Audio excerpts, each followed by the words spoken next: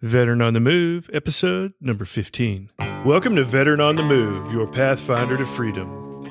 If you're a transitioning veteran, an entrepreneur wannabe, or someone who's still stuck in that job trying to escape, this podcast is dedicated to your success.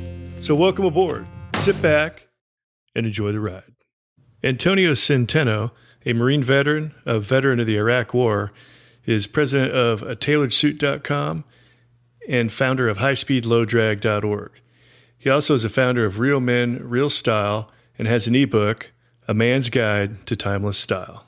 All right, Antonio, thanks for being here today. I've given everybody a bit of an intro, and I wanted to know if you could go back to your military background as a fellow Marine and tell us a little bit about what you did in the Marine Corps. Sure. I started off in the Marines in 1997, went through OCS, ran into a recruiter going across my small liberal arts school. And my father had been a Vietnam vet Army. My brother had served in the first Gulf War, Marine enlisted.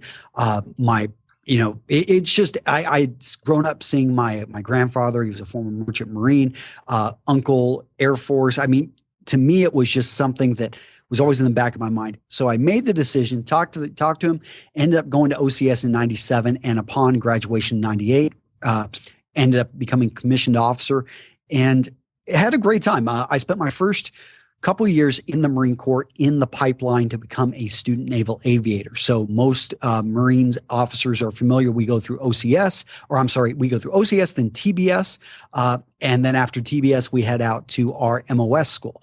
And so I ended up going through, made it all the way through Pensacola, graduated pretty well. And then all of a sudden went over to Corpus Christi. And then I had a flight accident where I blew out my sinuses. So I'm already, I would say, 1/3 the way through my time in the Marine Corps, and I had a big decision. Okay, do I go ahead and go have surgery, have my sinuses rebuilt, and possibly get back inserted into the wing, or do I just go over to the infantry where they'll take anybody? And I kind of had my new MOS thrown up as a crapshoot, and I was made a glorious combat adge, and I went off.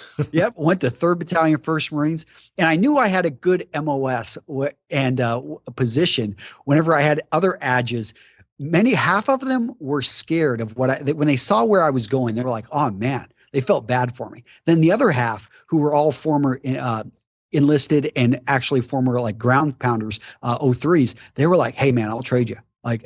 And then I knew I had something. I was like, okay, this is either I'm going to love it or hate it, because there was no middle ground when you go to an infantry unit as an adjutant. And I loved it. I have to say, I mean, it was definitely where I became a Marine. I would say nothing against the flyboys, but you're in charge of yourself. You've got to show up. You've got to learn the flight plan. You've got to be able to learn the maneuvers, but you're just responsible for yourself. All of a sudden I was given an S1 shop, and the officer before me had really screwed things up. And so I was put in a position where I had to get them back on track. I had a great XO who took me under his wing. He was a Major Mike Lee, and he really directed me. My CO, Lieutenant Colonel Craparata, now Major General Craparata, just took over at 29 Palms, was reading about him. And I mean, it was those guys I really looked up to, and really taught me what it was to be a servant leader, to lead from the front, never to be afraid. I mean, you tell guys what they need to do, but you would do it yourself. And if you didn't have what you had to do as a leader and as the guy in charge of the organization, I was always proud that I got my Marines out there in the field. Yeah, we did our S1 job, but you know what? If I could free them up, and even if it was up to me being there till midnight doing some awards, I didn't really mind if that allowed my Lance Corporals to get the opportunity to go out with the sniper platoon, or to go out there with the guys that are operating the tanks, be able to separate them off when we were a reinforced regiment. So it was great. And then I ended it all with when we deployed over to Iraq with 3rd Battalion, 1st Marines. We came back from a deployment and then went as a reinforced battalion over to Iraq. And we're under, at the time, who was it? It was Colonel Dooley, then Dowdy took over for him when he was actually relieved of command by Mattis. So that was a pretty big deal. I remember when that happened. Yeah, we were in we were in Fallujah when it all went not I'm sorry, not Fallujah, Nasiriyah, and then we went up to Al Quds and then over to Baghdad, and then that was it for me. I didn't actually my unit went to Fallujah the second time around, so I wasn't with them. I had actually been stop lost, and I left at the end of 2003. So you're truly the combat Adge. And Adge may not be the most glorious MOS, or people don't think it is, but I have to tell you, several years ago, I served on the Majors Promotion Board up in Quantico, and I still to this day remember some of the most phenomenal fitness reports that I've ever seen written were written on a handful of combat Adges. It was the battalion at the regimental level. And then there was a general, Jensen, who had written the most eloquent fitness report on an officer I'd ever seen written, and it was written on his adjutant, because the adjutant's often the right hand man, and he can make or break a unit administratively. Which you hate to say it, if a unit's messed up administratively, it can cause a lot of problems, and it can make all the difference in the world. And you really learn the power. I mean, you're exactly right. It is not a sought after MOS, especially coming out of TBS. No officer, very rarely. I remember meeting one who wanted to be an Adge. Everyone else. But you're exactly right. When you get to the unit, you become the glue, because if people aren't getting paid, what do you think their morale is going to be if they're worried about, basically losing their house because their paycheck hasn't hit, or that they just why did I just get $2,000 taken out of my pay? Or I'm in the combat zone. How can we make this happen? Awards not being recognized, or being recognized, or, someone getting an award and all of a sudden there's a misspelling in it. I mean, it seems like a small thing, but 20 years out of the Marine Corps, a guy's going to look at that. And that was one thing I did become pretty proud of, is that we were looking at, I did have the gravity to be able to look at this in, wow, how we're able to affect people's lives. And I think that's what really did shape me, ended up being a decent Marine Corps officer. I'd have to say, looking back, I think I was a little bit of a shitbird going in, in terms of when it comes to the Marine Corps. I was more about I have to say, I was selfish. I was more about, doing my own thing, as many young single men are. But it was really all of a sudden when I was responsible for others that I stopped drinking. I stopped, partying, and I still have a little bit of fun, but it was something that, there needs to be a responsible adult here. When we're in we pull into Phuket, somebody needs to be watching out for the guys to make sure that they're, I won't go into too many stories of that. Yeah, there needs to be some adult supervision once in a while, right? Yes. Now, you talked about the unit's morale and not getting paid. It reminds me of this concept of talking about military guys transitioning into entrepreneurship. Military guys they're not necessarily comfortable or necessarily familiar with putting their life on the line, but they do accept the fact that it goes along with the job. But one thing they're not comfortable with doing is putting their money on the line. Whether it's just a 4-year enlistment or you make it to retirement, you've had that steady 2-week paycheck that you can always depend on coming in, and you've never had to for the most part, you never had to put your own money into doing your day-to-day job, your day-to-day operations at work in the military. And then you think you want to get out and go become an entrepreneur. And now you're not risking your life anymore, but you're risking your own money. And on the civilian side, civilian guys looking at military folks, they're surprised to know that military guys are almost comfortable putting their life on the line, but they're very uncomfortable, or at least unfamiliar with risking their money. And it's the opposite in the civilian world. Civilians are used to risking their money, but they're not real used to having to risk their lives. And it's definitely kind of a whole 180 out mentality that happens when military guys get out into the civilian world that they have to adjust to. Now, in your transition out of the military into this entrepreneurial world, what were some of the things you noticed that were good strengths you brought out of the Marine Corps, and what were some of the things that you had to adjust and get used to?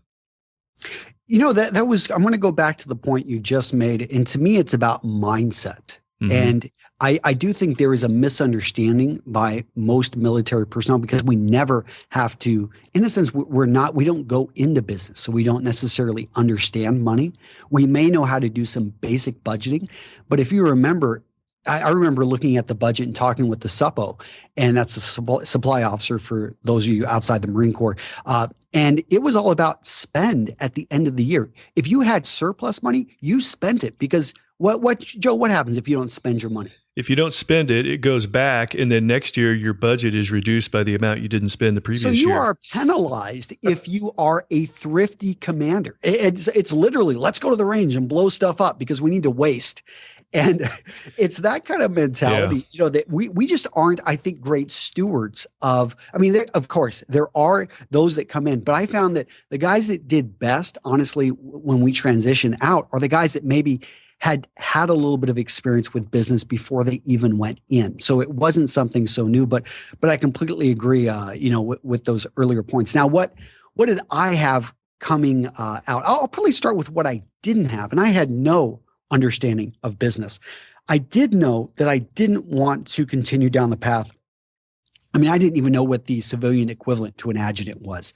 I had, I guess, the glorious thoughts. It's like, oh, I'll just go to the CIA or FBI. I mean, they're right there in Quantico, and I've got friends of friends that have jobs.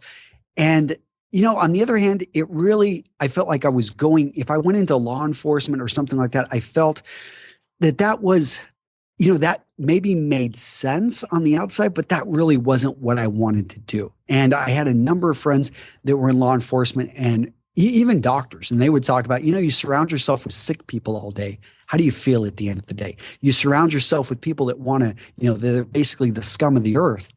How do you think you're going to feel at the end of the day? And I was like, well, don't really know if that's the path I want to go down. So I took a little bit of time off. I went over to Ukraine and I lived with my fiance, now my wife, and I was running a nonprofit and just trying to figure out, I think one thing that I did have as a good skill coming out is I was pretty good about staying in touch with people and networking.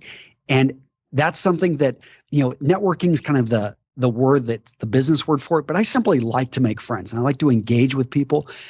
And so whenever I was doing that abroad, I started seeing, and I met a gentleman who showed me the power of the web. And all of a sudden I started seeing, wow, I'm pretty good at picking up new things. So I dove in, I was getting paid like $10 an hour, just doing some work on the side with websites. And I started to see the power of what you could do online. And that was a seed that was planted early on. I didn't ever pursue it till later on in 2007, after I graduated business school. But all of a sudden I saw that, hey, I wanted to go back, and that's what I did. I went back to school, went to the University of Texas, got my MBA. It's a 2-year program, used the Hazelwood Act, which combat vets can use who are residents of the state of Texas when they enlist or they become an officer, and they've used pretty much all of their other options. The state of Texas allows you to go to any state school for free. So I used that. And then afterwards, again, I came out, used and leveraged my ability to make a lot of friends and meet a lot of people. And that's when I had my first job offer, brought me up to Wisconsin, but was promptly fired. And then from there, I looked off, I'd have to say I was in a position which I could take risk. Getting back to your point about we don't like to risk pay, I was in a position where I really hadn't been paid like I had been paid in the Marine Corps for, it was late 2007. I hadn't been paid it'd been 4 years since I had received a steady paycheck. And so I guess I had kind of become a bit immune to, I had been kind of living on my own, living off savings, living very frugally for a number of years. And so that was what I think it made the transition to entrepreneurship a lot easier when I had weaned myself off of that nice couple $1,000s every 2 weeks. Yeah, you're already kind of living the minimalist mentality lifestyle at that point. And which brings up a good point, because if some of the younger guys that might be coming out after their first or second enlistment, if they're not married, especially if they don't have kids, that kind of thing, it's easy to use a GI Bill, go to school and living on campus and living cheap and living like a minimalist makes it somewhat easier to transition into that lean startup mentality. But if you're older and farther along, like myself, wife, 4 kids, couple dogs, the house, and everything, you got to keep that financial train running while you get something else going on the side. So, whatever method works for you, you just got to. And the key is if you can plan ahead. If you're still in the military and you're looking to get out, what avenue do you want to take? Which approach do you want to take? You want to go the minimalist route, or you want to try to get it going on the side and still have something to pay your bills along the way? No, I completely agree. That was a year before I got out. I did look at my finances and I realized I was overspending. I cut back and I made it into a game. Actually, I was the guy taking duty all of the time because I realized if you were the officer on duty, you could eat in the chow hall for free. I mean, you had to inspect the food.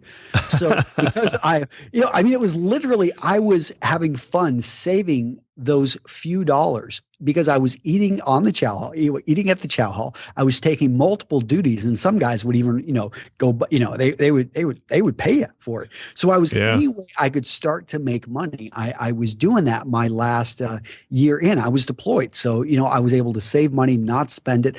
I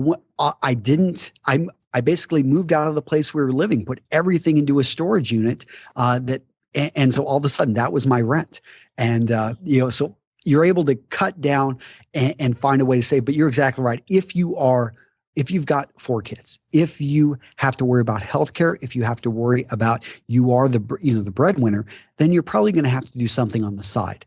And hopefully, if you've got 4 kids, you're thinking a little bit ahead. But if you're doing something on the side, then it's simply a matter of cutting things that aren't important. One of the things that when I deployed the last time in 2002, I gave away my television. I haven't owned a television since. And I am proud of that because not that we don't have a TV or a microwave. People come to our house and they think we're maybe religious in that way or something. But I'm like, no, it's simply we don't have the television because I look at it as a vampire and it sucks your time away. Mm-hmm. And I like that. I've got 3 kids, another one on the way. So for me, I want to spend time with my kids. The microwave, it just happens I married a Ukrainian and she didn't ever grow up with a microwave. And and now I started to realize, wow, food tastes a lot better when you're not nuking it. Do you ever think about that? Oh yeah. Yeah. But so things like that, we've really cut back. But I think if you've got responsibilities, if you've got kids, if you've got a wife, if you have bills that have to be paid, and there's a difference between bills that are want bills and then have to pay bills. I mean, your car, it's important that you pay that, but if you're really serious about entrepreneurship, you may want to just get rid of it and sell it and cut it off. If you don't have to have a car, if you can find a way. When I was a student at the University of Texas, I just purposely found I lived at a co-op when I was going to school at Texas to keep prices really low. And I had to clean. I mean, it was literally, I went from being a Marine officer and a captain and being saluted to doing dishes in a co-op. To help pay my way through school. And, that's awesome. Just swallow your pride and you make it happen. And it was fun, actually, because you're in and around all these people that are really forcing you to question many of the beliefs that you had. Because you asked about it. One thing that was holding me back is I'd never had to work with women. And I was not sensitive to, let's just say, the emotional sphere of females. And it was treating it. I mean, you just don't have to worry about it. I mean, if you have a problem with somebody, you let them know, not so politely, how to make it happen. Or in the case you sick your gunny or your staff sergeant on him, that you just point out, staff sergeant, I think we got a problem. He's like, yes, sir, I can fix that problem. It's always amazing. Isn't that how great? Things happen. Yeah. But you can't do that in the civilian world. But another great thing that we did have in the Marine Corps is that you can't just jettison a Marine. You oftentimes get a Lance Corporal or, a private who was once a Lance Corporal, and they're under your command. And you can't just get rid of this guy. I mean, you can, and but it's going to be 6 months till you get him out processed.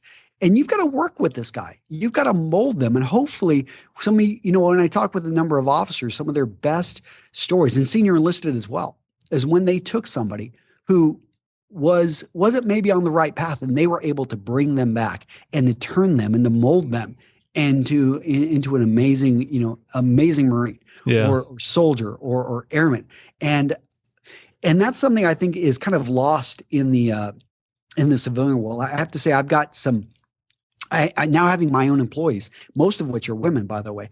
It's one of those things that I am very proud that I'm able to help develop them and shape them in terms of, what does it mean to be a servant leader? What does it mean to be a manager? What does it really mean to be a hard worker and to be able to get things accomplished?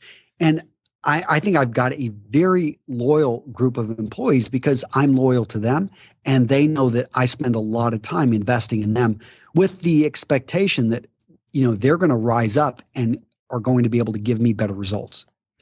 So take all that and where you're up in Wisconsin, you got fired from the CFO job, right? And then what happened after that? How did you segue your way into some of the entrepreneurial things you're doing now? Well, it was that story about you show up on the beach and you burn the ships. And it was a pretty similar story. I mean, I'm out of a job. I've got a mortgage to pay. I've got a wife who I just moved over from Ukraine with a 3-year-old son. We've got to find a way to make this work. And so we had a website that we built up. I mean, the idea was, let's go ahead and sell custom clothing online. I saw 2 companies doing this at the time. Neither of them were in the United States. I figured I could create an American version of this company. I liked the idea. When I was in business school, I met with a custom clothier who explained to me what his margins were and how much money he was making. This guy had been in the business 35 years. He was making around $500,000 in 6 months of work. He took half the year off. But the key there is he had a great customer base and he really did leverage that and worked hard with them. But I kept thinking, this guy's a 4th grade education. I have an MBA from Texas. Maybe I can do a little bit better and get there a little bit quicker than he has, instead of going into, a job consulting that, would pay me 6 figures, but I would hate life. So that was the goal for what I was doing and the end point where I was trying to head.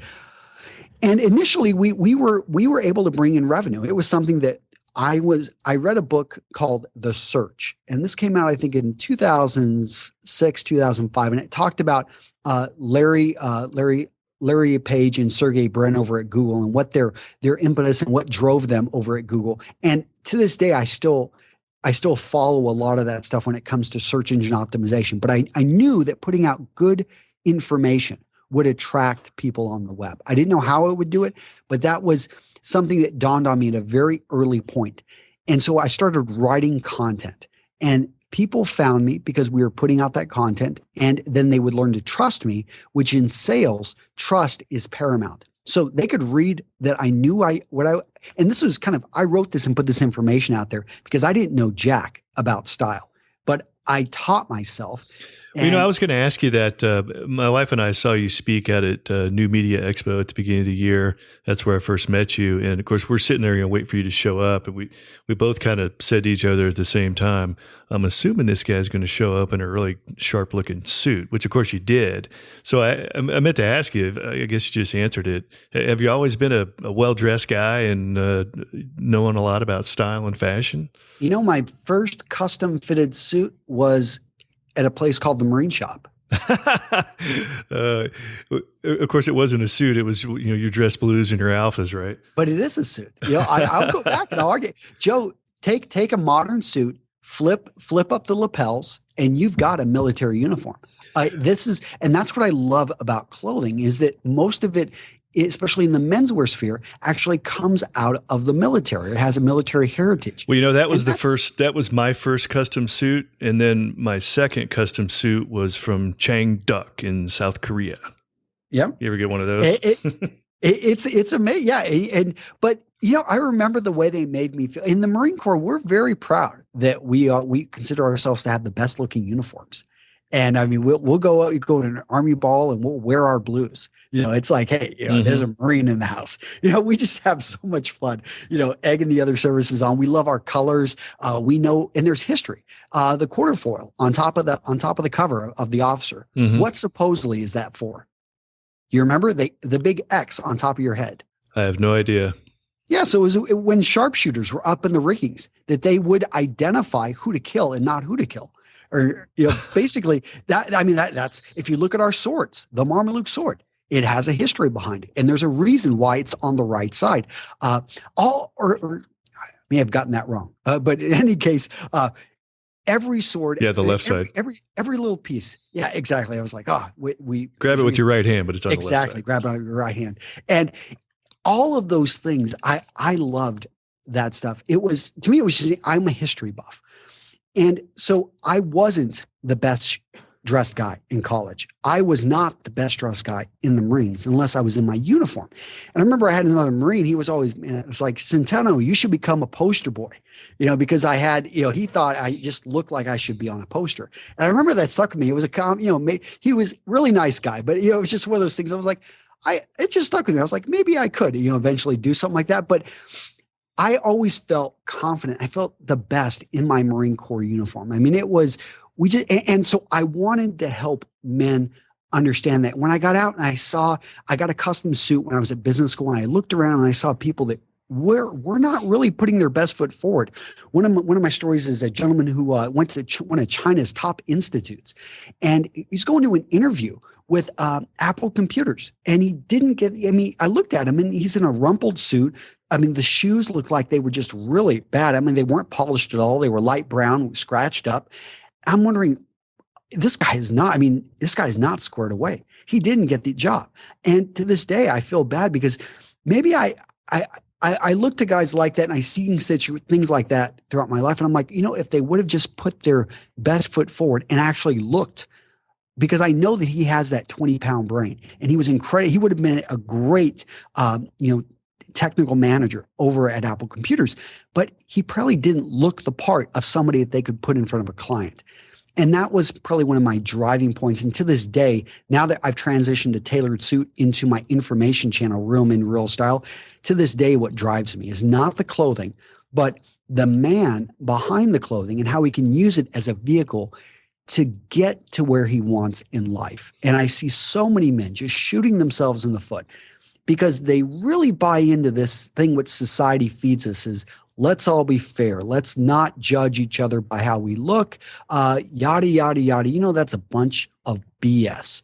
We judge others, whether it's if you're going to be if you have to choose a guy who's going to have your back in a fight and you're going to be in a bar, are you going to choose the guy that's 120 pounds, 5'1", and super skinny? Or are you going to choose the guy that's 6'8" and 300 pounds and looks like he just walked out of Muscle Magazine?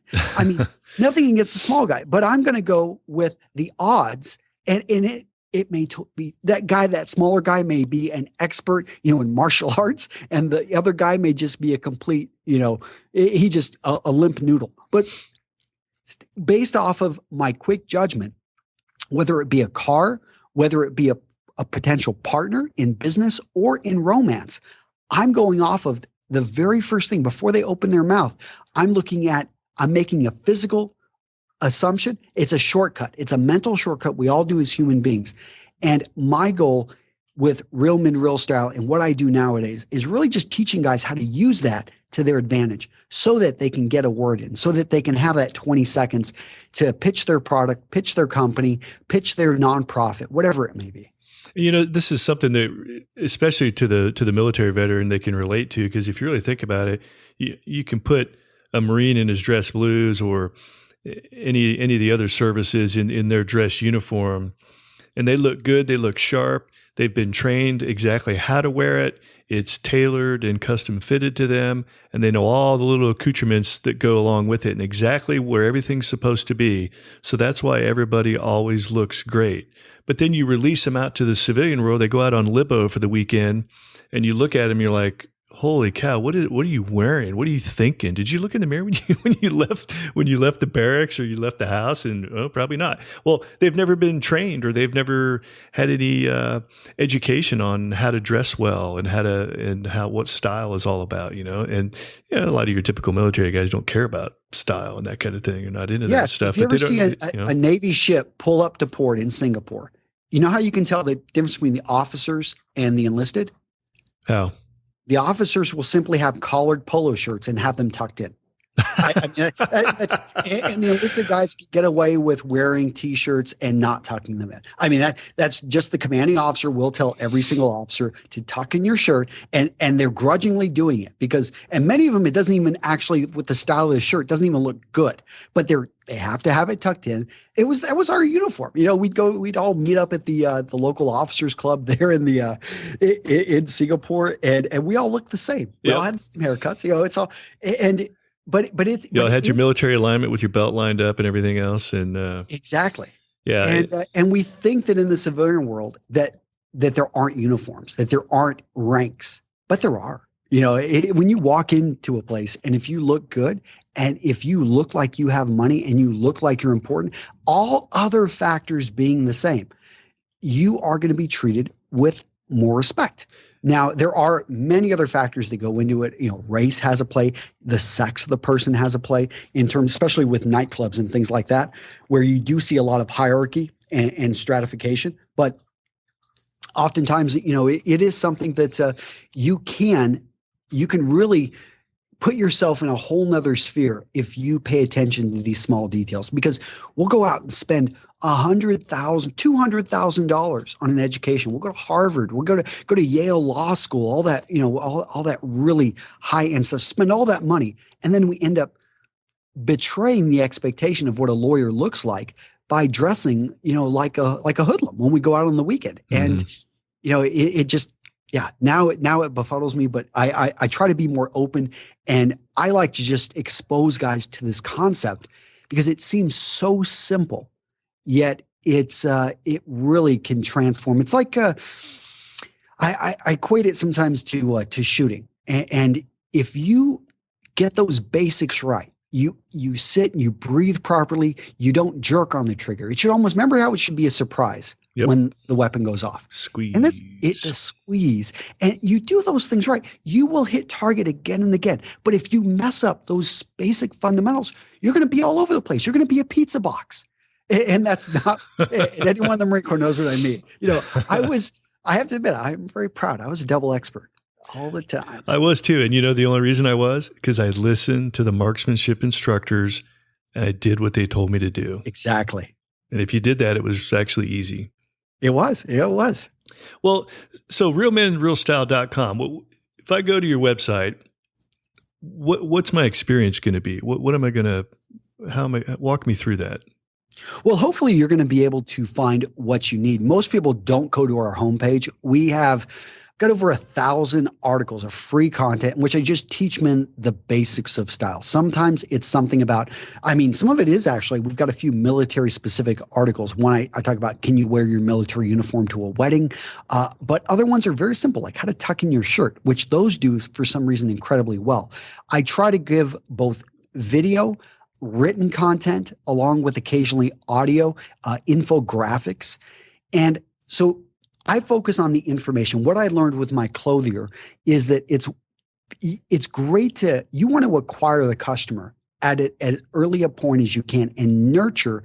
And I like to build up a hunger. So now I still have the clothier, but honestly, it sits in the background. It's a much smaller revenue generator because with Real Men, Real Style, I learned that I was able to reach a much wider range of men. And I was able to help them with their information needs in the sense of how do they learn about this and go through it. So we provide all of that. Now, if somebody wants it more organized, they perhaps want something that's got a beginning and an end.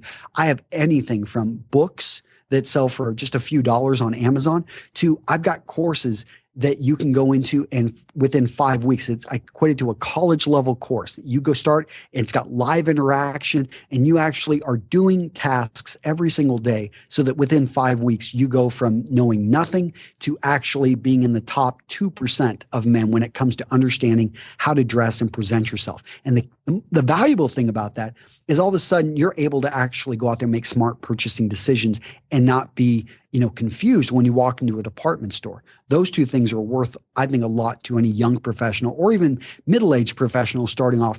And I do have some guys even there like in their 70s that go through my course just because they enjoy this kind of stuff. But But that I would say in a nutshell, we're starting to get into other things like soft business skills. I found that some of my most popular videos on YouTube were ones like how to present in front of a group, how to, 10 tips on how to have confidence. So I started taking a lot of the stuff, which I just thought was, I picked up probably my time in the Marine Corps and running my own company and going off and presenting. What I found is what I thought was common information wasn't so common. So, and that would be something if someone wants to check out our YouTube channel. We've had a bit of success there, well over 10 million views and 160,000 subscribers, and having a lot of fun. I find that really resonates with people. Well, that's great. And that's something that any veteran advice they can use, whether they're still in or they just recently got out. I know I'm going to have to go check out the video that tells you how to tuck in your shirt. I didn't really know there was a secret to that. So there is, and there's one of I go over the military tuck, and I give away one of our greatest secrets. Well, don't you remember? I mean, if you were at 8th and I, which I don't think you were at 8th and I, Joe. No, I wasn't.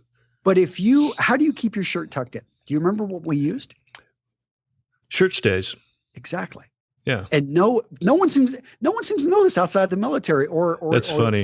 The first time my wife saw those, she's like, "What are those things?" I was like, you know what? You just need to get out of the closet and look at the finished product. You don't want to go back into the kitchen when you're at the nice restaurant. Just when I come out, it'll look good. And she's like, huh? It's like, oh, the shirt stays. You keep your shirts pulled down. It's amazing. Yeah. Ever since I put out that video, I actually helped get a company up off the ground. Like their sales just went through the roof because I featured them in the first video I did on shirt stays. And they're a good company out of Europe making some great things. And ever since then, I've been every month, it seems like somebody's sending me shirt stays, hoping that I'll review them and put them up on the website. But well, that's funny because when I tuck my shirt, I still do. If I've got some extra material, I still do the forward tuck where you get the cup coming forward on the sides. Since I'm still in the airline, so I still wear a uniform even though I'm out of the military. And I was flying with a former Navy guy, and the Navy tucks their shirts facing backwards for some reason. I mean, they're trained by Marine drill instructors. I don't know why they do it that way, but that's just the way they do it. So Marine Corps tucks theirs forward, the Navy tucks theirs backwards. And to this day, that's still the same thing I do if I've got excess material on the shirt. And I go over the military tuck as well. It's funny. It's those little things which people just zero in on. Now there's actually a civilian tuck. There's actually a civilian tuck. I have two other tucks that I talk about. One of them is actually using your undershirt the proper way and tucking your undershirt into your underwear and then tucking the dress shirt over your underwear. A lot of times people will tuck both of them over the shirt and it doesn't hold as well. Okay. And, I don't want to ruin the video, but no spoiler alerts, huh? Yeah, no spoiler alert. Or I won't spoil it for you guys. Go check out the video. There's one more tip. All right. Well, yeah, I'm going to have to go check some of that stuff out. So, well, Antonio, we're getting close to the end of our time here. I appreciate talking with you and chatting with a fellow Marine about your Marine Corps experiences, and appreciate your service in the Marine Corps, and especially the time you did over there in Iraq. I was over there two different times myself shortly after you were there. And glad to know you're doing well, and look forward to seeing your future successes. And we'll see you out there at the next event. Sounds great, Joe. And if any vets listening, or it's, to me, one of the big mistakes I see so many vets not take advantage of is the network that we already have. For some reason, they don't think to mention or connect and say, hey, I served in the Marine Corps as well, or I was in the Coast Guard, or that my father was a Marine. To me, that right there is just such a huge trust builder that I wish more vets. I mean, I'm going to be presenting. I just talked with Rick over at New Media Expo. He's one of the gentlemen that runs this, and they've got a whole military track. And you were there last year. We're doing this again. And this time, we were given that military track, John Dumas and I, maybe a month before it started. And we just scrambled to throw it together. We now know that we have this now, and we're going to be pumping the heck out of it. To me, it blows me away that we did not get more, that more vets aren't I just want them to know about this because, I mean, if you can be in a room with vets that are pulling in $100,000 to $200,000 a month in profit, don't you think you would want to learn from them? Wouldn't it be worth $500 in a hotel for you just to fly out and to learn some insights from these kind of guys? And I mean, John, Scott Fussell, these guys are all floating around. You're going to be there. I mean, and Joe, yeah. I mean, you're ahead of a lot of guys, and it's simply, we want to give them time. And I'm surprised that more vets don't, I think we just need, I want to let them know, because I want them to take that step and come out and meet us. And that event's free for, the military section is, if you're a vet, they make it so that you can just show up and attend those military events for free. All right. That's outstanding. And what you're talking about is the New Media Expo. And is it going to be in Las Vegas again? It will be in Las Vegas. So, I don't have the exact dates on that, but it's going to be in early January. Just type in New Media Expo, January 2015. It's going to be there. I'm going to be speaking again. Sure, John Dumas will as well. And there's a number of other vets. I mean, Chris Brogan. Do you know who Chris Brogan is? I do know who he is, yeah. Yeah, so I'm just talking randomly I get introduced to him, and all of a sudden he finds out I'm in the Marines, and he's got a very strong veteran connection. And all of a sudden he has me as a guest post writer over at Owner Magazine. And it's simply because I'm not afraid to look at, to be able to throw this out there, as I know it can, some people it's going to turn them off. They don't, for some reason they're not interested in this kind of stuff, or they just, but other people, it's going to open up doors which you wouldn't have expected. Absolutely. Now, my experience, I mean, if you throw it out there the right way, yeah, it's almost always good. It may just fall silent, but I've never experienced that, especially in today's world. Maybe back before the war started, there might not have been near as much attention towards it, but right now everybody wants to bend over backwards to help veterans.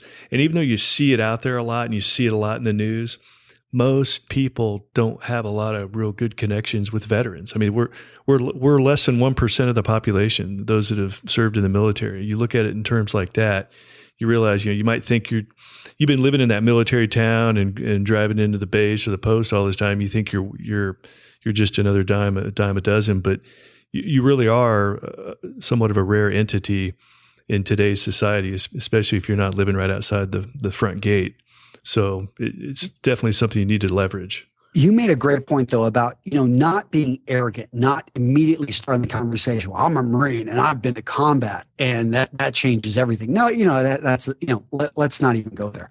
Instead, whenever someone compliments me, I'll be randomly talking with people.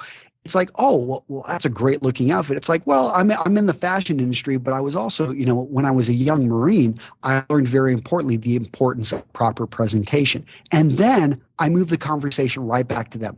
I don't dive into, I don't push that I was an officer. To me, a Marine's a Marine, and I try to always, live by, just the example of, I remember meeting the Commandant, Krulak at the time, and it was just, it was just the most down to earth person. It was just amazing. And General Jones, I served with his son, and just to know that these guys are just as human as us. I mean, we've all been through, but I always try to downplay that in terms of they'll take it and run with it if it strikes something with them, and we could go down that path. Exactly. And you just have to give them that option. You just don't want to show up and shove it down their throat. You exactly. Toss it out there, and if it falls silent, then move on. But more than likely, they'll come back to it. And always let people, when you're conversing with them, always let them talk. I really genuinely love to learn from other people. And I find that when you show that interest in others, they become very interested in who this person is, because he's so interesting. He loves to listen to me.